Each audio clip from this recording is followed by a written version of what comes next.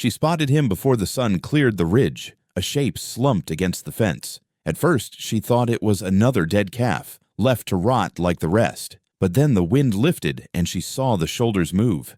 He was alive. Her boots sank into the mud as she walked closer. He didn't raise his head. His arms were bound high, wrists torn raw where the rope cut through. The posts leaned under his weight. His shirt was soaked dark, chest barely lifting. His eyes were open, watching her, not pleading, not asking, only waiting. She stood there for a long moment, one hand on her belly, heavy and low. She whispered, almost to herself, "You're still breathing."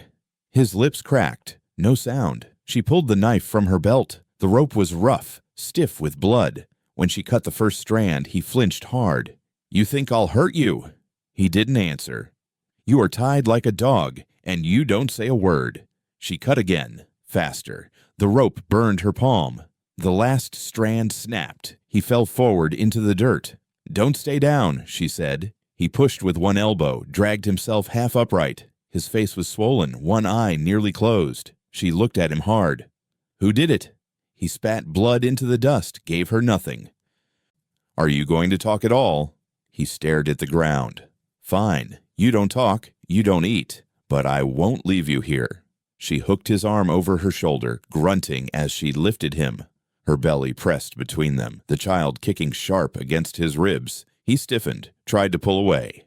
"Don't. You'll bleed out before you crawl a yard." They stumbled toward the house. His boots dragged. The boards of the porch groaned when she pushed the door open with her hip. Inside, she lowered him onto the floor near the stove. He coughed hard, red spattering his chin. "Water?" she asked. His silence again. "Do you want it or not?" He nodded once, small. She fetched a tin cup, held it to his mouth. He swallowed slow, every gulp sounding like it scraped his throat raw. "Better?" His eyes closed. "Better?" she pressed. A whisper, almost gone. "Some." She set the cup down. Her hands trembled. "You're lucky I came out early," she said. "By noon, the buzzards would have finished the job." No reply. "Are you deaf or just stubborn?" He opened his eyes, fixed them on her. One word slipped out. "Both." She let out a sharp laugh. "First words, and that's what you give me." He coughed again, hand pressed to his ribs. "You got a name?" she asked. "Nothing." "Are you hiding something?" "Nothing." "You think silence keeps you safe. Out here it doesn't. It just makes men think you are guilty." He breathed ragged. "Are you guilty?" His jaw tightened, but he didn't speak. She leaned back on her heels, watching him like he was a broken horse that might kick or collapse. "Fine," she said. "Stay quiet. But hear me. You're on my floor now. My rules." He blinked once, slow. "My husband's buried on the hill," she said. "Men rode through after, thinking I was easy pickings. They didn't last. You want to last? You listen." His hand twitched at his side. "You understand me." Another faint nod. "Good. First rule, no questions I don't ask first. Second, no bleeding on the baby's blanket. Third, if you mean to leave, do it before dark." His lips moved. Faint. "Dark?" "You heard me." She stood, paced to the window. The field stretched empty, the fence line slanting crooked toward the trees. No riders yet, but she knew they came and went, circling like coyotes. She turned back. He was slumped again, fighting to stay upright. "You got enemies. I can smell it on you." He didn't argue. "They'll come looking," she said. "When they do, don't drag me into your war." He coughed, winced. "Already did." Her hands clenched. "What do you mean?" He looked at her belly, then back to her eyes. "Fence. They wanted you to find me." She froze. The room went still, but for the ticking of the stove. "Are you lying?" "No." "Why?" His head dropped, no strength left. She stepped closer, grabbed his chin, forced his gaze up. "Why?" His breath rattled. One word. "Message." She let go, recoiled. "Then hear mine," she said. Her voice dropped low. "I don't scare easy, and I don't take kindly to being used." He gave a broken smile, then sagged forward, near fainting. She fetched an old rag, pressed it to his side where the blood seeped through. "Stay with me." His eyes fluttered. "You stay, or I'll drag you back to that fence myself." He whispered. "You won't." She pressed harder on the wound until he hissed. "Try me." His gaze held hers for the first time, steady despite the pain. They stayed like that, locked in silence, until the stove clicked and the baby stirred in her belly again. She pulled the rag back and saw the blood still flowing. She muttered, "Damn you. You're more trouble than you're worth." He whispered back, hoarse but certain, "Then leave me." Her jaw tightened. She leaned close. "I don't leave men to die, even ones who think they want it." He closed his eyes, half-smile lingering.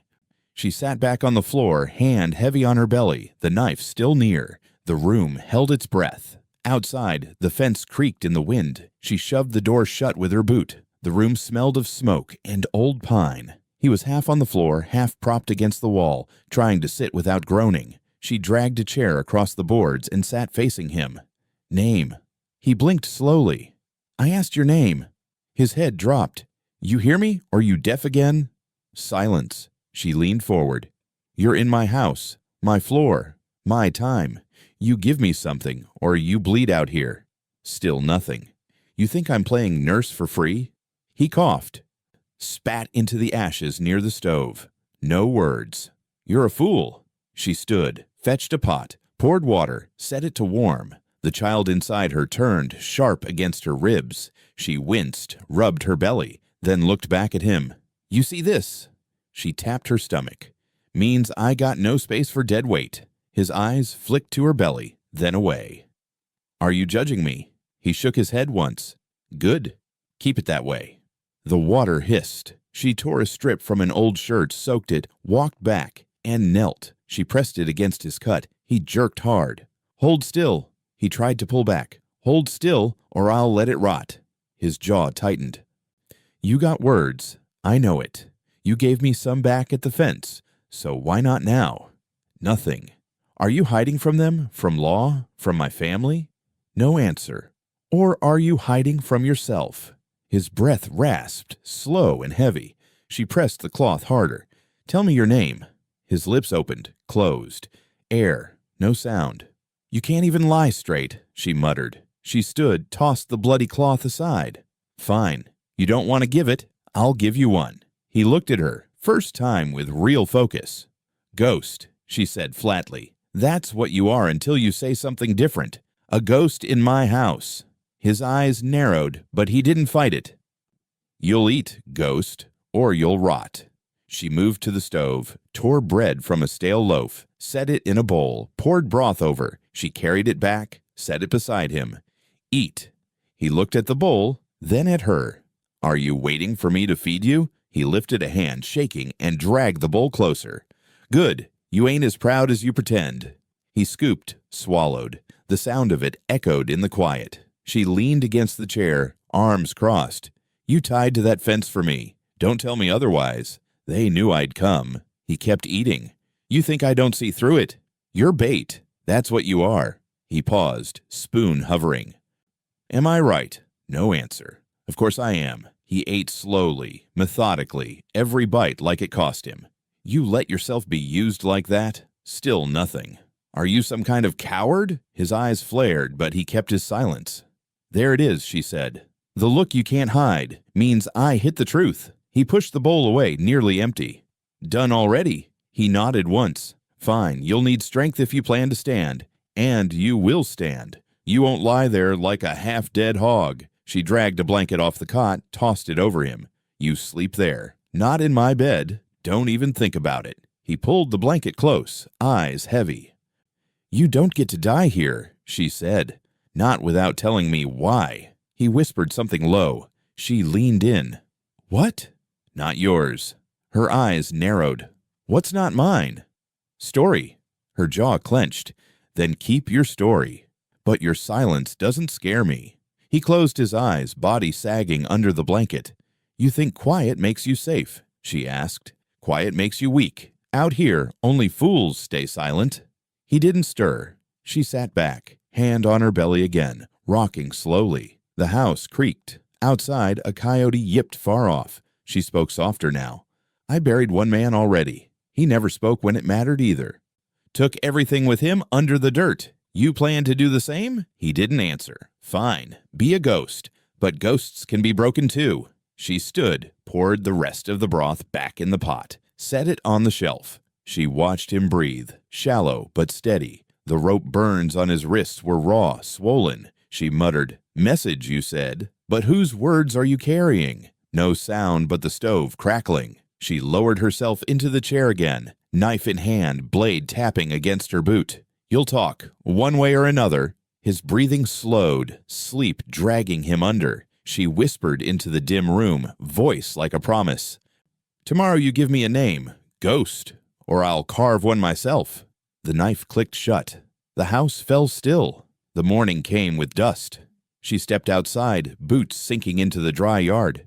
The fence leaned where she had found him, rope ends still dangling. That's when she saw the tracks. Hoof prints cutting circles, tight and deliberate, pressed into the mud like signatures. Not strays, not wanderers. Men who wanted her to know they'd been close. She crouched, touched one print. Fresh. Inside, he was awake, sitting, propped against the wall. His eyes followed her as she came back through the door. She didn't speak at first. She set the knife on the table, whetstone beside it, and began to sharpen slow, steady strokes. "You see them?" she asked. He didn't move. "You see those tracks?" His jaw tightened. "Are you going to tell me who they are?" Silence. "You won't." He shook his head. She dragged the blade again across stone, the sound sharp, filling the small room. "They ride circles, which means they're not scared. Means they know I'm alone. You hear me?" His gaze dropped to her belly, then to the knife. "I'm not alone," she said, voice cutting low. "Not anymore. They don't get to think it." He coughed, rough. "You know their names," she pressed. He said nothing. "You worked for them?" Still silent. "You betrayed them?" His eyes flickered, but his lips stayed shut.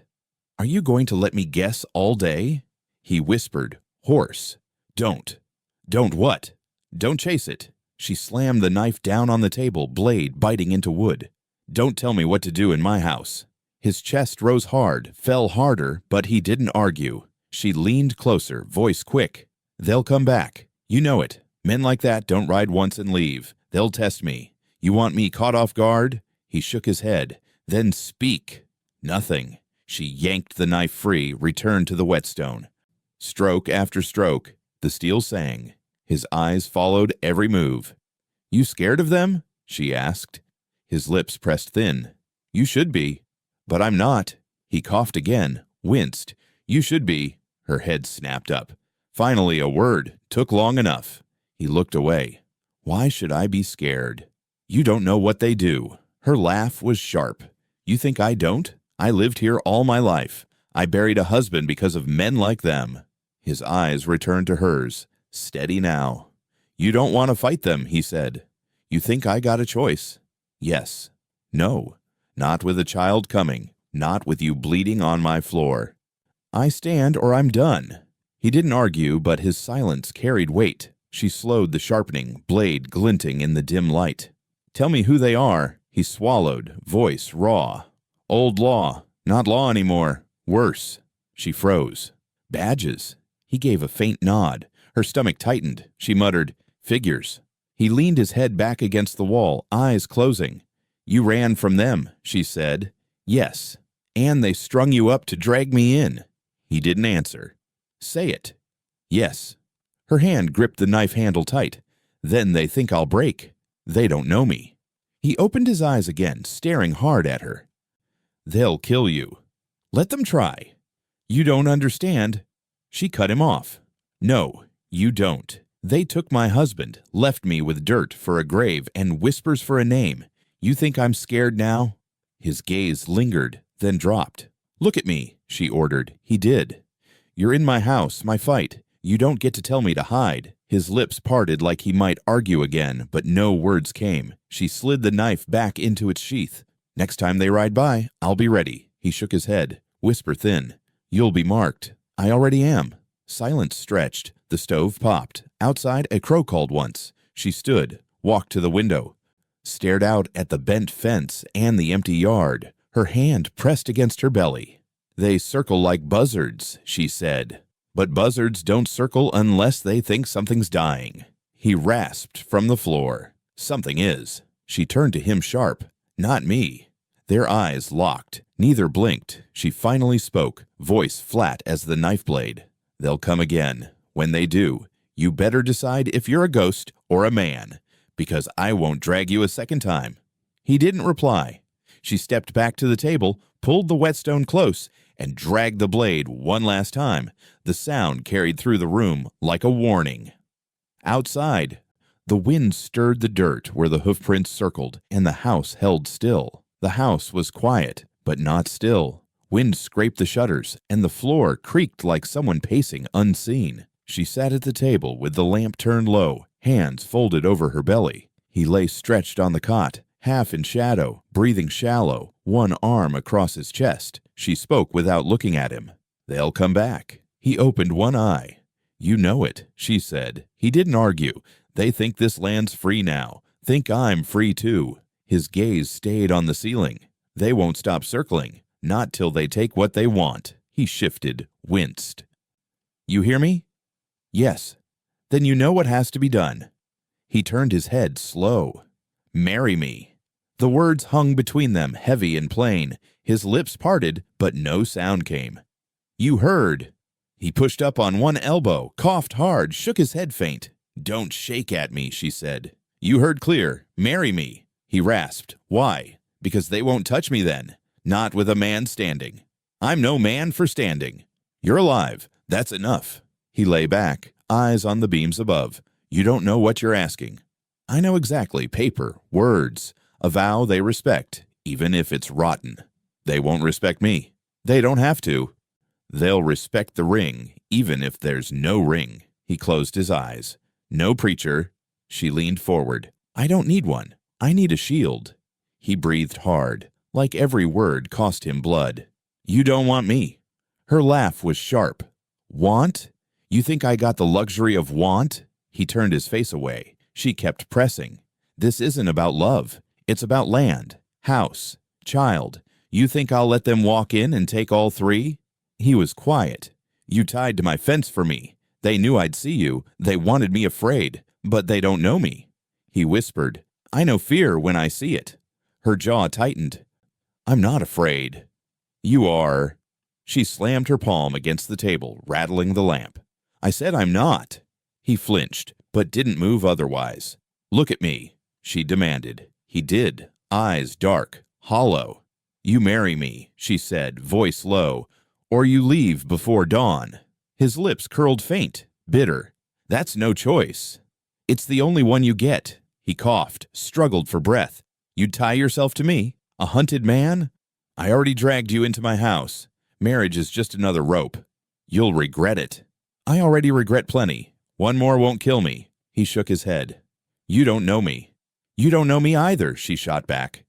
Silence fell thick. The stove ticked. The wind pushed harder against the boards. Finally he asked, "What if I say no?" "Then you're gone by sunrise." "I can't ride." "Then crawl. But you won't stay here nameless." He swallowed, throat working slow. "Why me?" "Because you were given to me, tied and beaten on my fence. That's no accident. That's fate." He stared at her long, searching.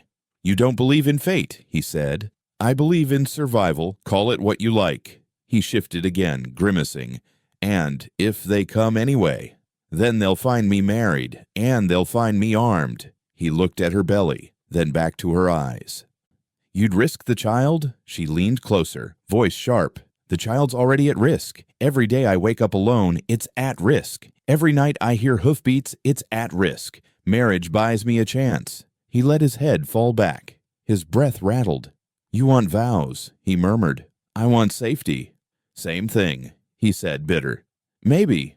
Doesn't matter." He turned to face her again, eyes tired but sharp now.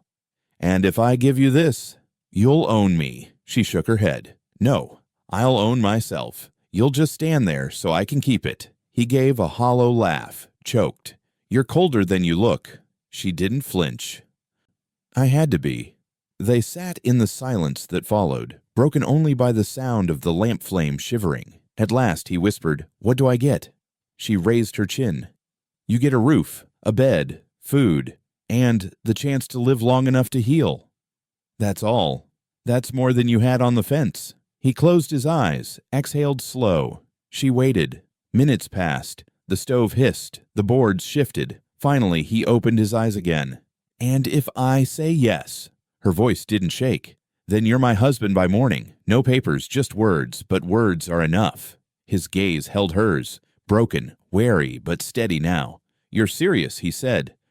"I don't joke." He studied her, the knife on the table, the child stirring in her belly, the hard set of her face, and then he closed his eyes again, too tired to answer, leaving her waiting in the dim lamp glow, waiting like the night itself had frozen. The night had hardly broken when the sound of hooves cut across the yard. She froze at the table, ladle in hand. He was by the wall, half-dressed, face still bruised, but standing now. The horse stopped outside, leather creaked, and then came the knock. Slow, heavy, 3 times. She muttered, "That'll be him." He didn't ask who. She opened the door. The sheriff sat tall in the saddle, hat brim low, badge glinting orange in the lamplight spilling out. His voice was steady. "Widow, you alone?" "No." The word hung sharp. His eyes narrowed. "Say again." "I said no." He shifted in the saddle. "You got company?" "Yes." The sheriff leaned forward, voice low. "Best not lie to me." She stepped back so the light stretched across the room. The rancher moved into view, slow but certain, standing upright, though his body swayed faint. His silence filled the doorway. The sheriff's gaze locked on him. "This you're doing?" the sheriff asked her. "My choice." The sheriff tipped his hat back. "You know what people are saying." "I don't listen. They say a man like him brings trouble. They said that about my husband, too." The sheriff looked at the rancher again. "You got a name." The rancher stayed still. "You deaf?" No answer. The sheriff's jaw tightened. "Widow, you can't take strays in like dogs." She raised her chin. "He's not a stray. He's my husband." The words were flat, deliberate. The sheriff blinked slow. "Since when?" "Since now." "That's no marriage." "It's mine." The sheriff spat into the dirt. "You think vows mean anything without a preacher? They mean something to me." He looked back at the rancher. "You let her speak for you." The rancher finally stirred, shoulders squaring. He didn't speak, but he didn't step back either. The sheriff studied the silence, then smirked faint. "So that's how it is." "That's how it is," she said. He leaned back in the saddle. "You know what you've done?" "Yes." "You've put yourself in the middle of a fire." "Then I'll burn on my own land." The sheriff laughed once, bitter. "Strong words, but strong words don't stop bullets. They stop men who don't expect them." His eyes cut sharp to the rancher. He stopped bullets too. The rancher's hands tightened at his sides, but he gave nothing. The sheriff shook his head. "I'll be back, papers in hand. And when I come, you best have more than silence to offer." "You come back," she said, "and you'll find us the same." He pulled the reins, turned the horse. The badge caught the last flicker of firelight before he rode into the dark. She shut the door slow, pressed her back against it. Her breath shook once, then steadied. "You see that?" she asked. The rancher nodded. "He'll return." "Yes." "You going to stand like that again when he does?" His voice was rough, but certain. "Yes." She walked closer, stared at him in the dim light. "You didn't speak." "No need. He thinks you weak." "Let him." She held his gaze, testing. "You'll hold?" He didn't blink. "I'll hold." Her hand went to her belly, the child restless beneath her palm. "Then we'll see if vows mean enough." He looked at her long, then sat heavy back on the cot. She turned down the lamp, the room falling into shadows. Outside, the hoofprints marked another circle in the dirt. The test had only begun. The lamp burned low, shadows crawling up the walls. She had almost drifted to sleep in the chair when she heard it. His breath caught sharp, a sound of tearing. She snapped up. His hand was pressed to his side, dark spreading through the cloth. "Damn it!" He tried to push upright, but the wound split wider. Blood welled through his shirt. "Don't move." He ignored her, tried again. His body lurched, collapsed back against the cot. She grabbed the lamp, dragged it close, and tore the blanket back. The bandage was soaked through, red to the edge. "You stubborn fool." He muttered low, almost nothing. "What?" "Don't look." Don't tell me what to look at. I've seen worse than this. She fetched the knife, boiled water, needle, thread. Her hands shook as she held them ready.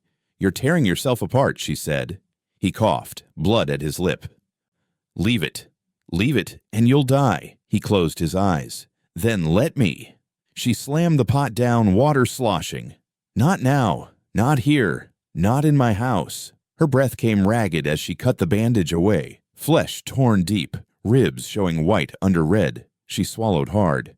This'll hurt. His lips twitched. Already does.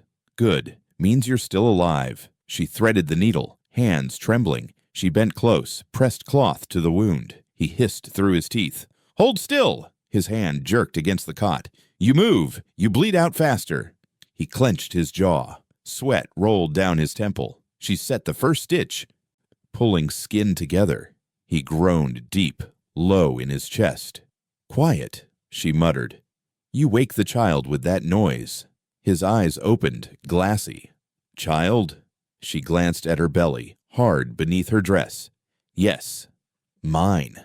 His gaze lingered, but he said no more. She drove the needle through again, tugged the thread taut. He gripped the cot frame until his knuckles whitened. Breathe, she said. You first, he rasped. Her laugh cracked under strain. Don't joke. The stitches lined, messy, uneven, but they held. Blood slicked her fingers. She wiped them against her skirt, kept going. You should have stayed still, she scolded. He coughed, weak. I did. You didn't. His head turned toward her. His lips moved, but no sound came. Speak up. He swallowed hard, voice thin. Didn't want to be weak. You're bleeding to death. That's weaker than anything. You don't understand. She pulled the last stitch, tied it fast, leaned back, shaking. Then explain it.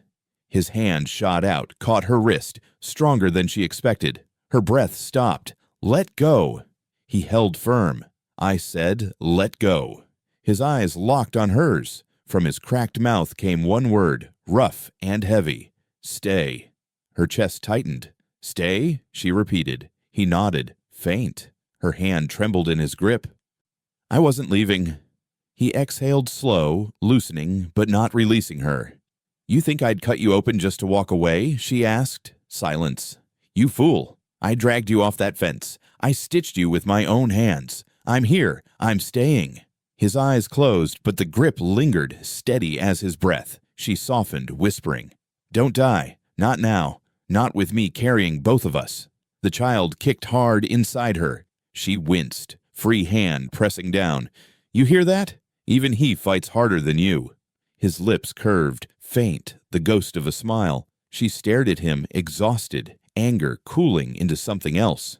Your trouble, she murmured. But I don't bury another man this year. I won't. His grip finally eased, hand falling heavy at his side. She sat there, shoulders slumped, bloody needle on the table, lamp near spent. Minutes passed. His chest rose shallow, but it rose. She touched the stitches with careful fingers. They held. You'll heal, she whispered. You have to. He stirred, barely audible. We. Her breath caught. What? We. Not me. She froze, staring. Then she nodded once. We. The word settled like a vow, heavier than rings or papers. He drifted into sleep, but the faintest trace of calm stayed on his face. She leaned back in the chair, hand on her belly. Eyes burning, but dry. The house was silent, but for 2 breaths, one fragile, one strong. And in that silence, the first crack of trust had formed. The smell of stew filled the room, thick with beans and bone. She set the pot down, ladled 2 bowls, pushed one across the table. He sat opposite, shoulders still bent from pain, stitches pulling every time he moved. His hands shook when he lifted the spoon. Eat slow, she said. He obeyed, silent. The lamplight caught the hard lines of his face, the bruises fading now into dull shadows. He never asked her anything, never pressed, but his eyes stayed on her, listening without a word. She broke the quiet herself. You wonder about him. His brow lifted. My husband. He said nothing, just waited. She stirred her stew, voice flat. They buried him quick. No preacher, just dirt. His spoon stilled. No word spoken, no crosscut, just shoveled over and done. He shifted, slow, careful. "You want to know why?" she asked. He didn't answer. She looked him square. "Because he stood up when he wasn't supposed to, and when men like that fall, the ground swallows them before questions get asked." The silence stretched. "You think I don't know how it looked," she went on. "Him face down in the yard, me screaming, no help coming. Then men in uniforms, badges, hats low, telling me not to speak it. Accident, they said. Quick burial, no need for talk." His jaw tightened. "You know their kind." He nodded once. "They wanted him gone, not remembered. A name scraped off a stone, that's all. But I remember." Her voice broke sharp on the last word. She set her spoon down hard. "They left me carrying his silence. And now I carry this." She touched her belly. "Child that won't know a father. Just dirt where he lies." The rancher's eyes never left her. "You don't ask questions," she said. "But I'll give answers anyway. He wasn't perfect. He was hard. But he was mine. And they took him." The rancher spoke, voice low, rough. "Badges?" "Yes." "Same ones." She nodded. "Same ones circling now. Same ones tied you up." He looked down at his bowl. "You see?" She pressed. "We're both marked. Him in the ground, you on my floor, me caught between." He pushed his bowl aside. "You strong." She laughed bitter. "Strong? Strong is a word men use when they don't have to live it." He shook his head. "No. True." Her eyes locked on his. "Then where did it get me? Alone, hunted, watching fences like their gallows." He didn't answer, but his stare held steady. "You think silence saves you," she said, "but silence killed him." "Silence kills everyone here." He whispered, "Not always." Her voice rose. "Yes, always." The words cut sharp. The room stilled, then softer, she said, "But I'll keep talking, even if no one listens." He leaned forward, slow, stitches pulling. "I listen." Her breath caught. She studied him, searching for lie. None there. "You listen?" "Yes." She gripped the table edge, steadying herself. "Then hear this. I'll never let them bury another man I call mine without words, without fight. I don't care if he's worth the vow or not." The rancher's lips parted, but he said nothing. "You sit at my table now," she said. "That means something, even if we didn't choose it." He nodded once. She leaned back, weary. "We eat together. We survive together. That's all there is." The stove popped. The child shifted in her belly, kicking against the table's edge. She winced, pressed her hand down. "You hear that?" she asked. His eyes dropped to her stomach. "That's life still fighting. That's what they can't take," he whispered, almost to himself. "Not yet." Her gaze sharpened. "Not ever, if I have a say." They sat in silence again, but it was different now. Not empty. Shared. The bowls cooled. The night deepened. She finally stood, gathered the dishes. "Rest. You'll need it." He eased back onto the cot, every move careful. As she washed the bowls, her voice carried soft, almost prayer. "They think graves are the end, but the ground remembers, and so do I." He closed his eyes, but her words lingered in the dark, a weight heavier than stone. The crack of gunfire split the morning. She dropped the ladle, rushed to the window. 3 riders galloped past, rifles raised, fence posts splintered, wood flying. The men shouted, laughter carried on the wind. She grabbed the rifle from above the door. Her hands moved quick, practiced. She threw the window open, but before she could aim, his hand clamped her arm. "Not yet." Her eyes burned on him. "They're tearing the fence." "Let it. They'll be back." "Yes." "They're mocking us." "Yes." She yanked against his grip. "Then I shoot." His hand tightened. "Not now." "You think I'll sit and watch?" His face stayed hard. "They want that." Her voice cut sharp. "They want fear." "Yes." "They won't get it." "Not today." She glared, teeth clenched. "You'd have me stand like a fool while they ride my land." He released her arm slow. "Fence can be mended. Graves can't." Her chest heaved. She lowered the rifle, but her hands shook. "They know we're here," she muttered. "They always knew." She turned on him. "Then what's the point of silence? What's the point of vows if we cower in the dark?" He leaned heavy against the wall, stitches pulling with each breath. Survival. Her voice cracked.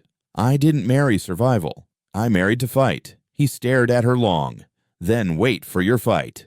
Pick it. She spat the words. Easy for you. You're hunted already. What's one more enemy? His gaze hardened. Every shot costs. Wait till it counts. She gripped the rifle tight, knuckles white. They shot my fence. That counts. He stepped closer, slow, unsteady, but firm. They shot wood, not flesh. Her lip curled.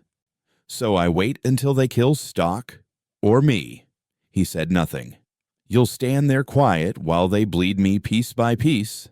His eyes flicked to her belly. I'll stand here quiet so they don't bleed him before he's born. The words hit sharp. She froze, breath catching.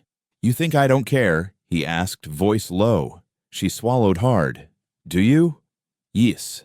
Silence thickened. The rider's hoofbeats faded down the ridge. The broken fence leaned worse than before, wood smoking from the impact. She lowered the rifle fully, set it against the table, but her body trembled. You're right about one thing, she said. They'll be back. And next time, they won't stop at wood. I know. Then what? His eyes stayed fixed on her. Then you shoot. She studied him, searching for weakness. He gave her none. You'll stand with me? Yes. You promise? Yes. Her voice softened, though her eyes stayed fierce. Don't break it. I won't. She paced the room, hands restless. Fence won't hold, not against bullets. No. Then what will? Us. She let out a bitter laugh. Us? You half dead, me heavy with child, against 3 men with rifles? He stepped closer still, close enough she smelled the iron of dried blood on him. More than 3.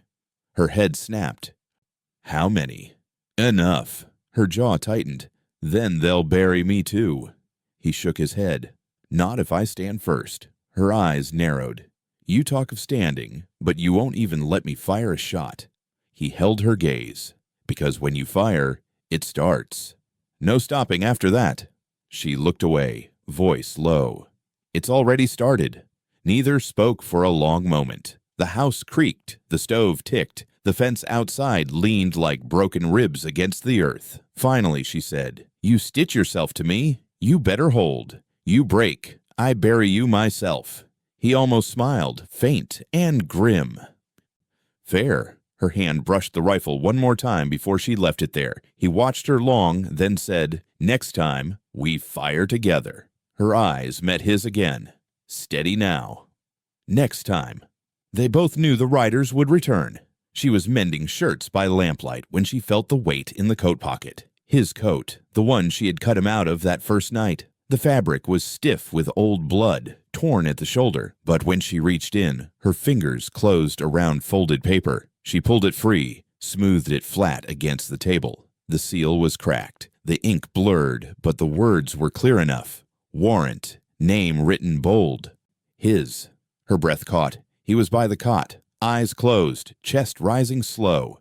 She turned the paper, stared at it long. Then she said his name aloud, testing it. The sound cut the silence. His eyes opened. You're hunted. He didn't deny it. She stood, holding the paper like a blade. This is why they tied you. This is why they ride past my land. He pushed himself upright, wincing. Yes. You bring them here. Yes. Her voice cracked sharp. You don't even fight it. No. She slammed the paper on the table. Then what are you doing in my house? He looked at her steady. Living. You call this living? Dragging me into your war. It was already your war. Her breath shook. Don't twist it. I don't. You let them string you like bait. He nodded faint. Better me than you. Her eyes burned. You fool. You think that saved me? It dragged me deeper. He coughed hard, blood at his lip. You found me. That was the plan. She froze. Whose plan? His silence was answer enough. Her hand tightened on the table edge. You used me. No. Yes.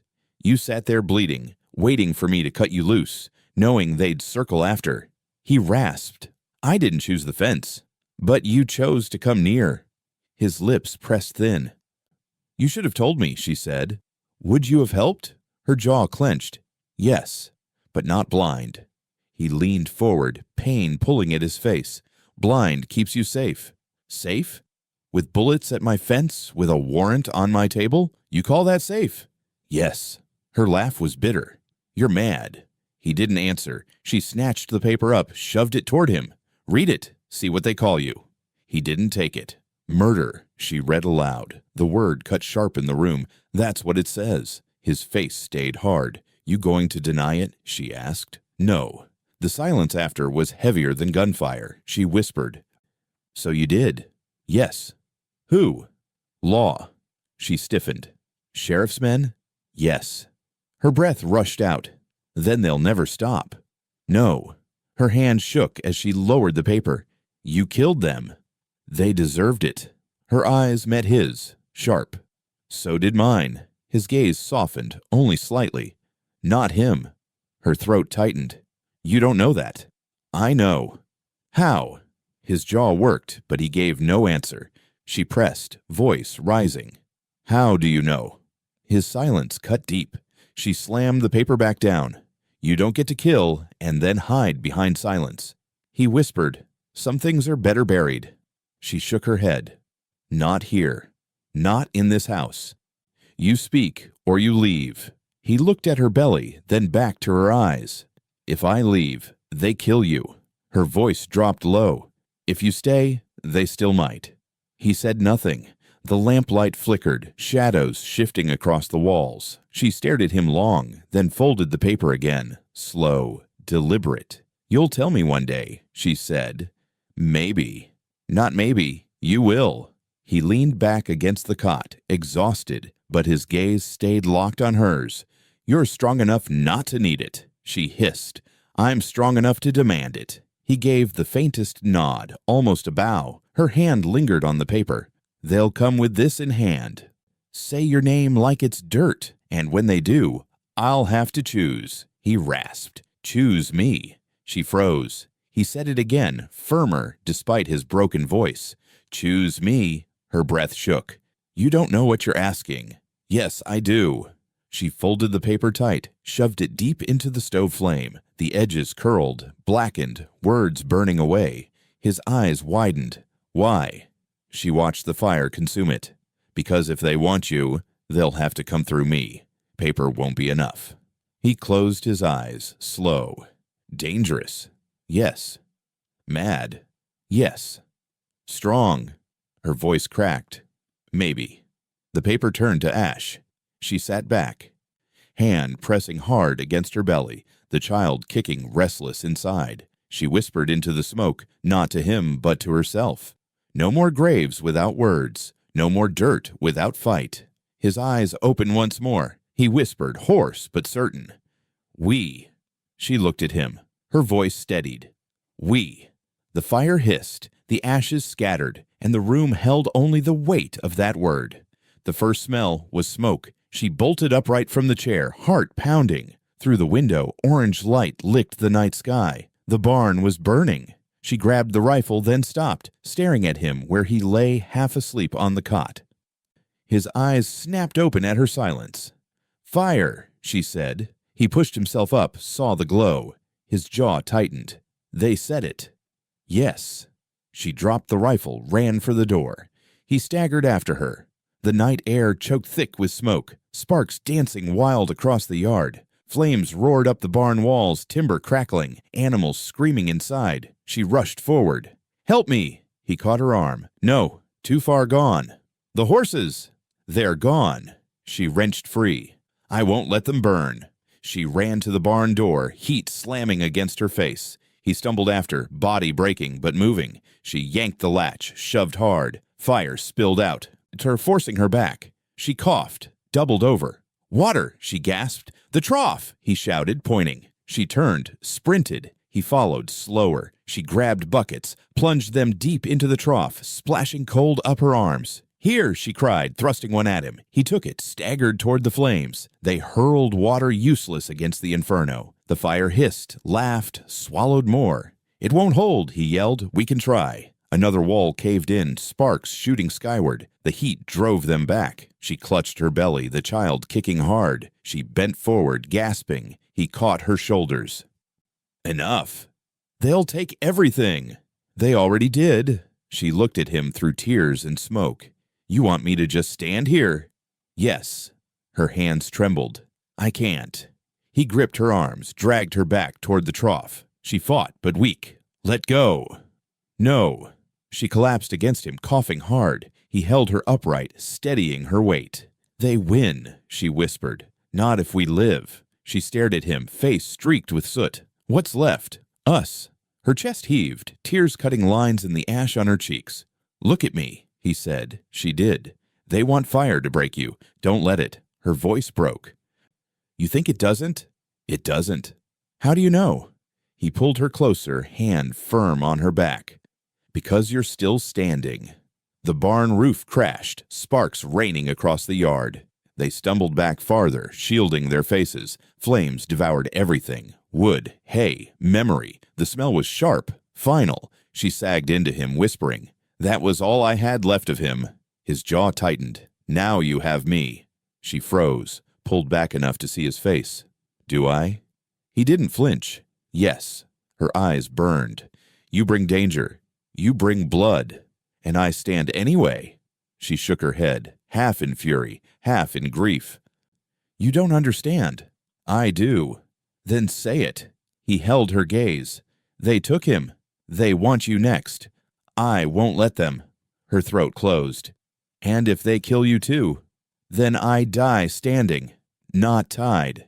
The words cut sharp through the roar. She couldn't answer. The barn groaned, collapsed inward, flames shooting high as the night swallowed it whole. The sound echoed like thunder across the land. They stood together, smoke clinging to their clothes, skin burning with heat. She leaned heavy against him, exhausted. Finally, she whispered, You didn't resist.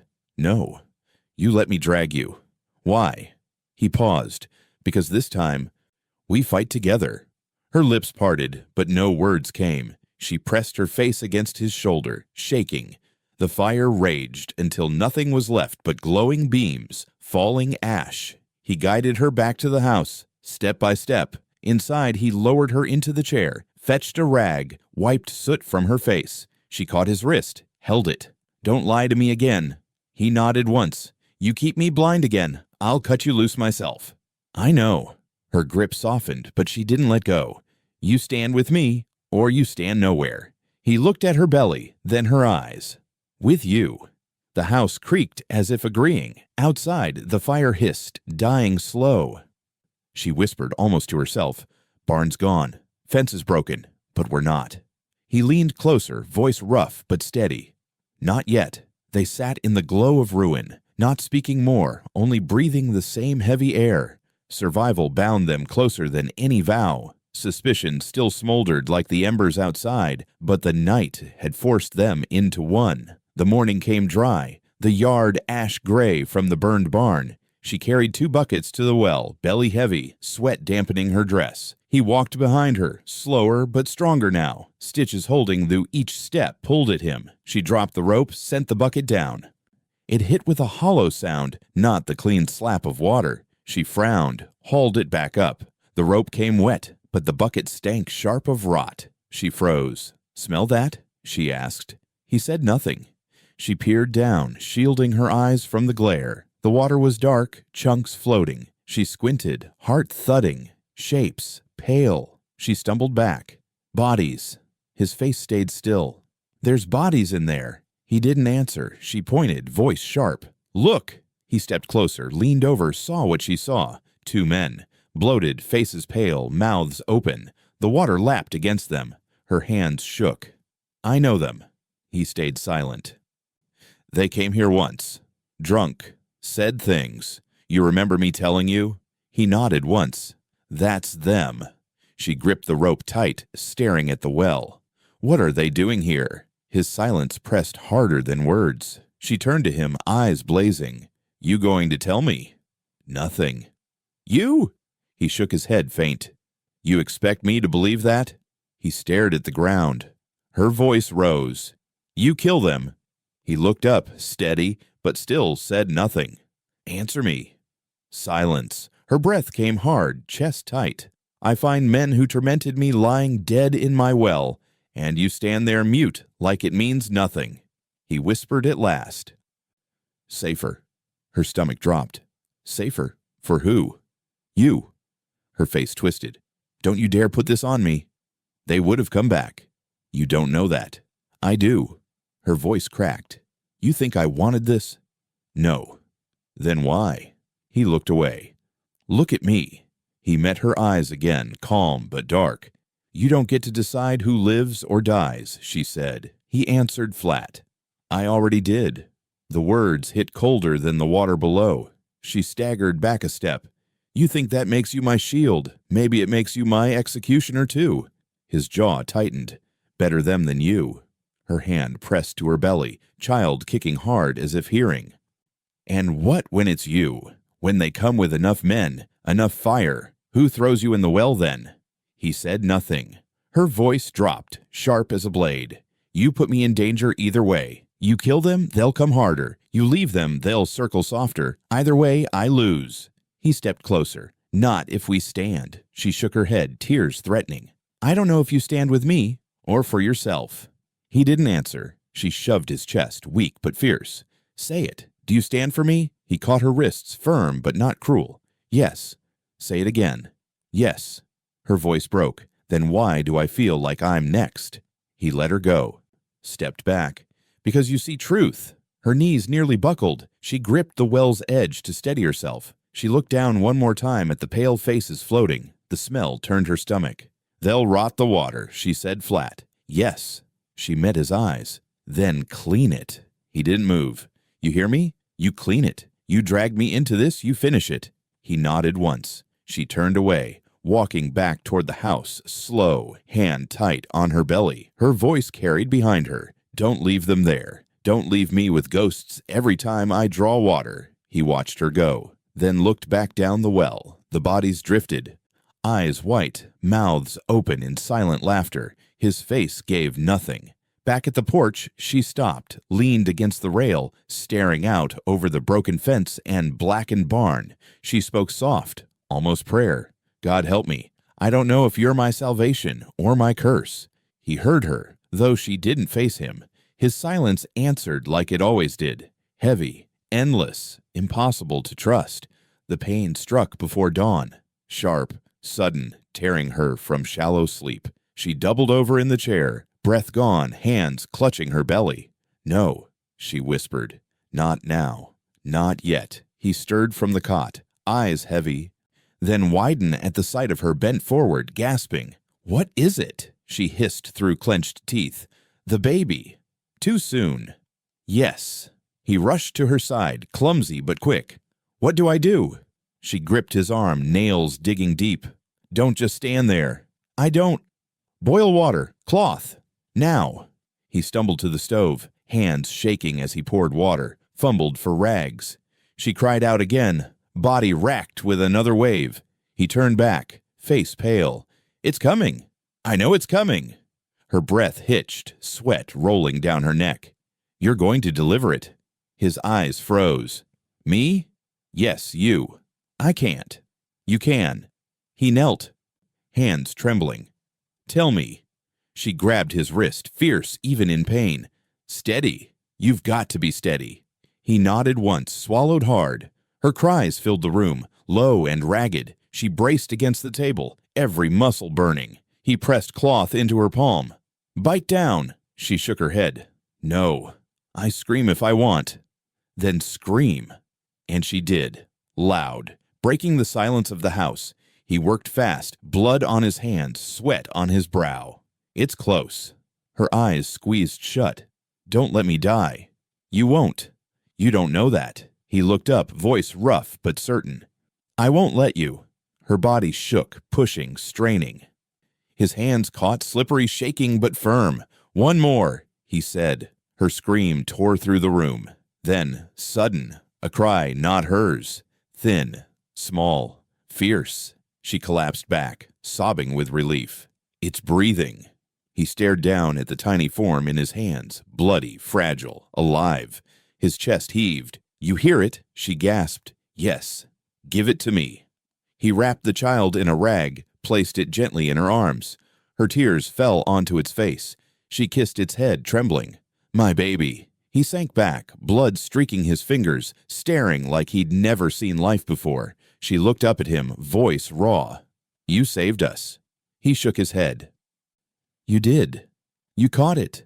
He wiped his hands against his shirt, still shaking. Barely. But you did. He sat silent, watching mother and child. She pressed the baby close, whispering, Too soon. But here. Still here.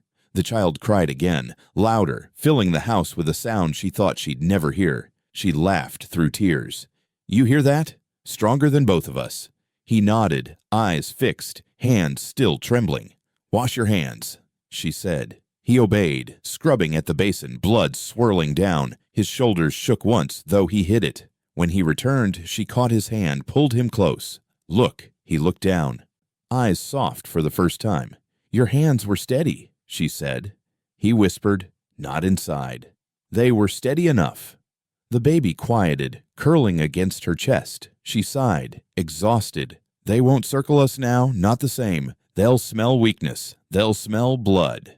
He said nothing. But we lived, she went on. All three of us. That's more than they expected. His jaw tightened. For now. Her eyes lifted, sharp.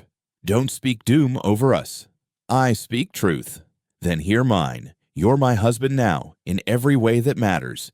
You caught our child in your hands. No paper can say stronger.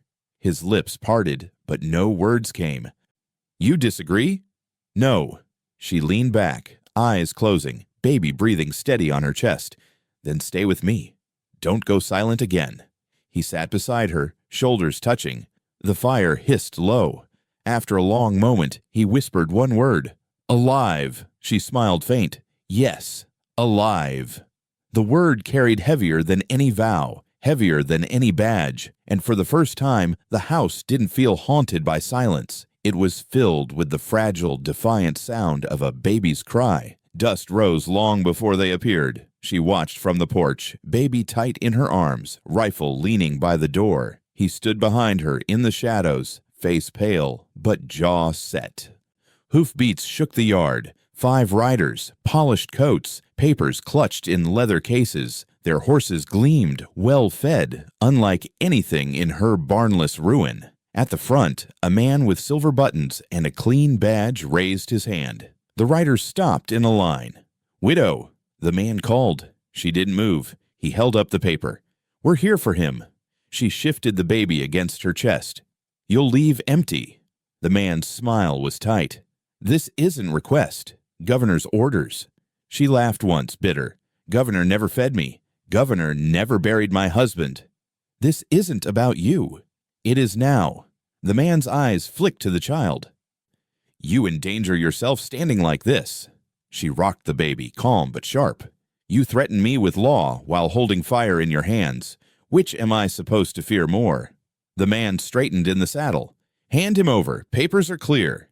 She stepped down off the porch, slow. Show me. He waved the paper. Warrant, his name, signed. She came closer, the child pressed tight. She didn't even look at the words. Ink doesn't scare me. You mock the governor. I bury men, not governors. His jaw tightened. Widow. She cut him sharp. He's my husband. Touch him, and you'll bury me too. The riders shifted uneasily. One muttered low. But the leader silenced him with a glare. You can't stand against law. I can stand against men. The leader's voice rose. He killed officers.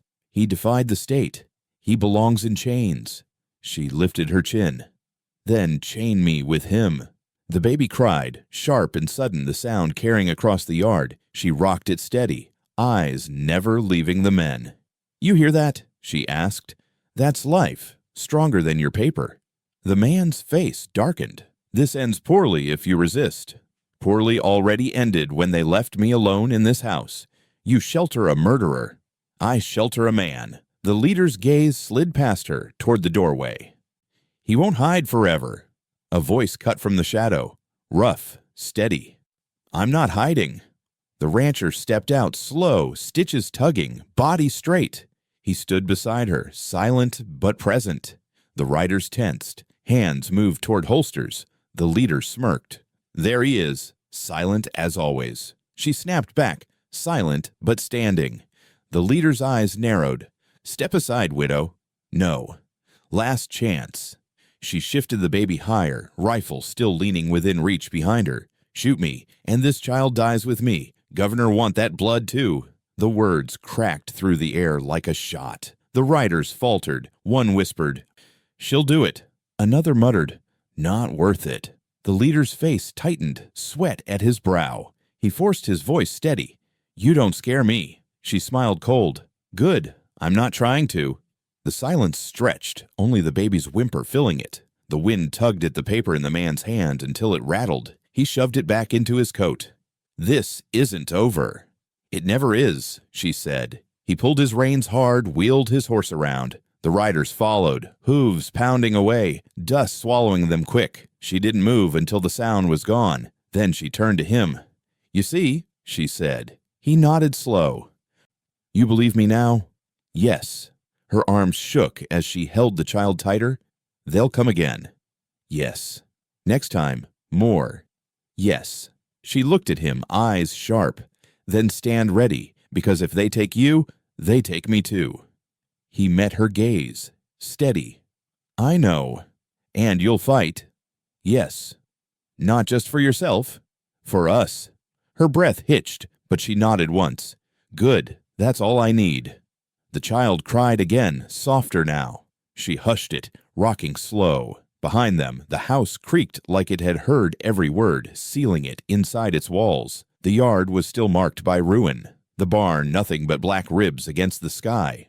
The wells stinking of ghosts, and the fence leaning worse than before. She walked slow, baby on her hip, breath steady despite the weight. He followed, limping, rope coiled in his hands.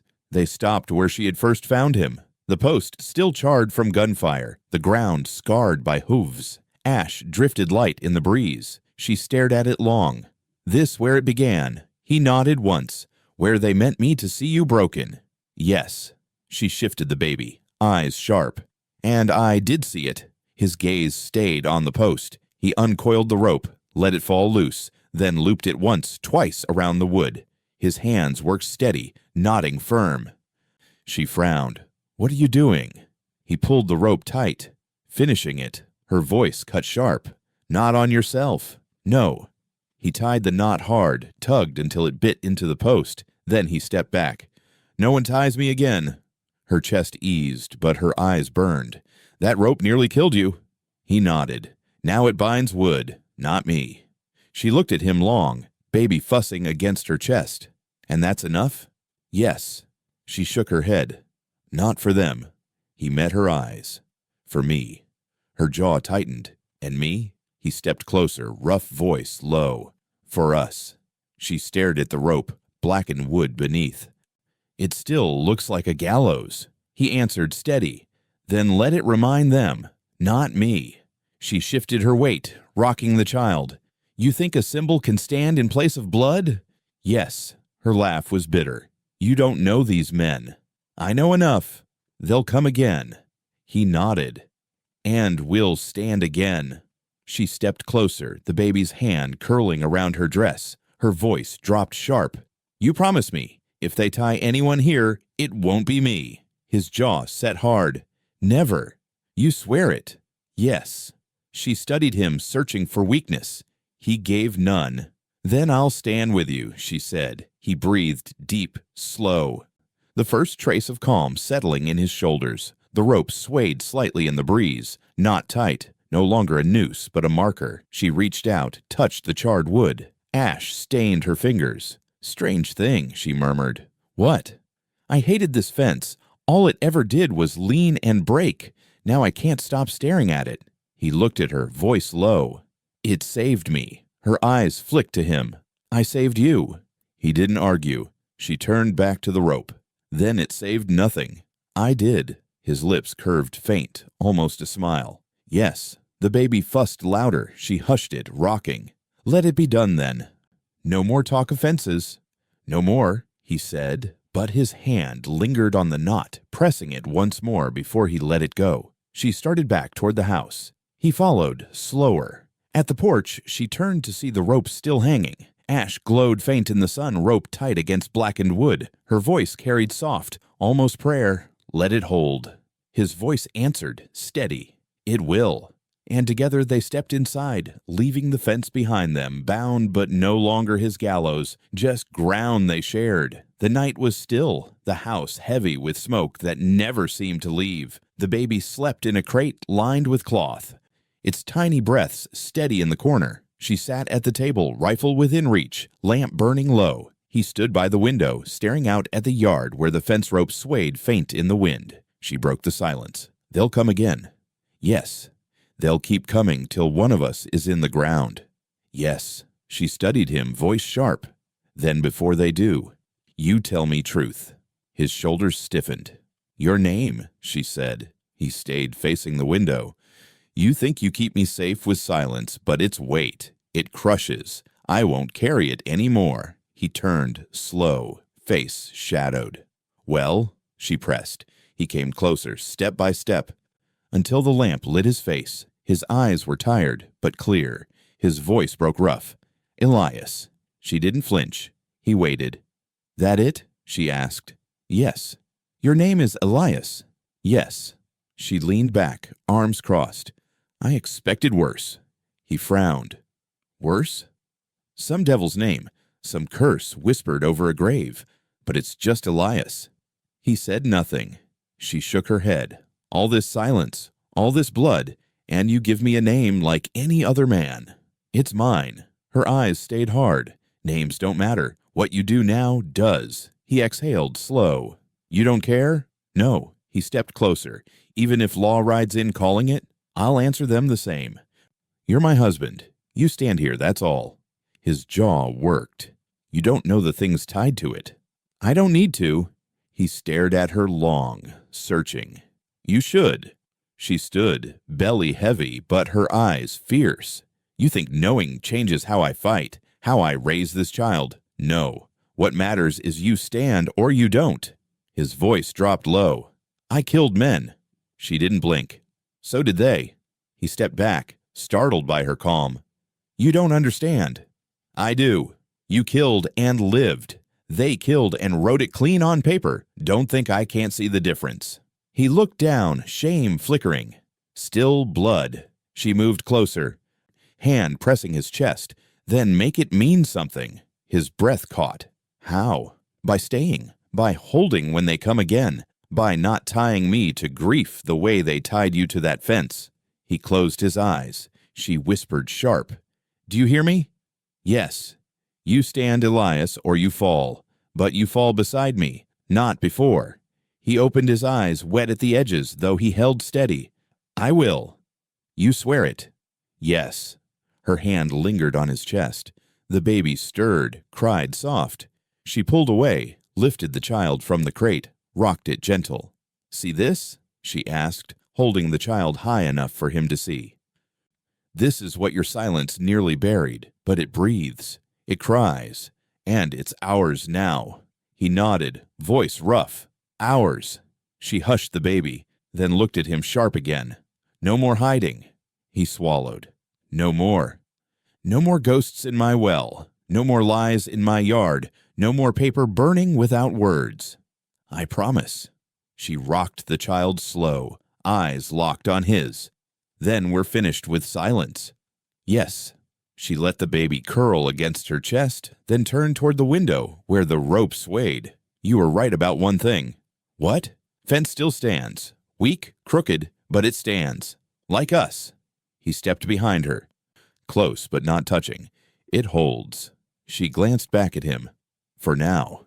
He met her eyes. For as long as it takes. Her voice softened. Then that's enough. The child's cries quieted, leaving the room heavy but calm. She looked at him, face fierce but worn. Elias, she said, testing the name again. It'll do. He almost smiled. It's all I have. She shook her head. Not any more. He frowned. What else? She shifted the baby in her arms. Me, this child, this ground. That's what you have now. Don't waste it. His eyes burned, steady on hers. I won't. She nodded once. Final. Good. Then we stand. Outside. The wind pulled harder at the rope, but it held. Inside, she whispered the last word, heavy and certain. Together. He echoed it, low but firm. Together. And for the first time, silence didn't separate them. It sealed them.